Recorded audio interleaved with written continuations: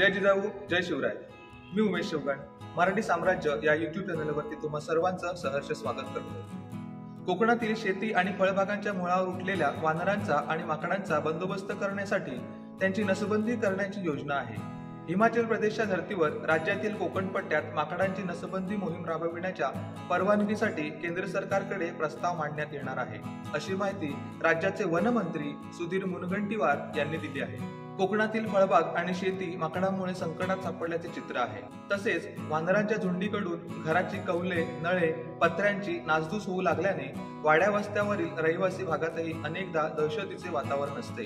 त्यामुळे या माकडांच्या बंदोबस्ताची मागणी केली जात आहे। वन्य प्राण्यांचा शिकारीवरील बंदीचा कायदा आल्यानंतर माकड वानरांना मारण्याच्या पारंपरिक पद्धती बंद झाल्या। त्यामुळे माकडांच्या संख्येत अनिर्बंध वाढ झाल्याचे दिसून येते।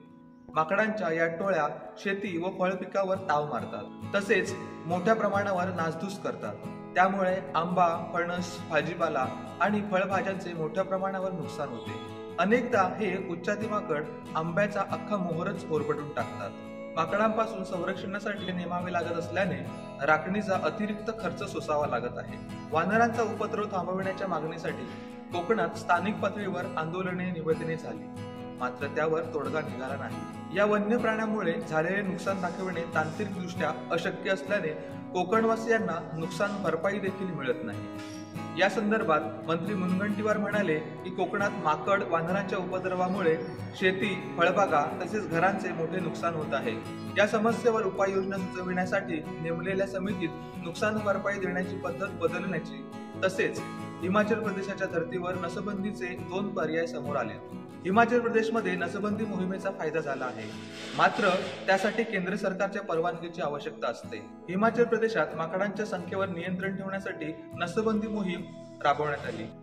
2004 साली हिमाचल प्रदेशात 3 लाखाहून अधिक माकडे होती, मात्र 2007 सालापासून नसबंदी मोहिमेमुळे ही संख्या निम्म्यावर आलेली आहे।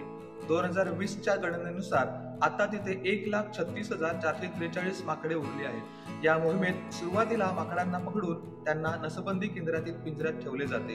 3 दिवस ही माकडे तिथे ठेवतात। दरम्यानच्या काळात शास्त्रीय पद्धतीने त्यांची नसबंदी केली जाते।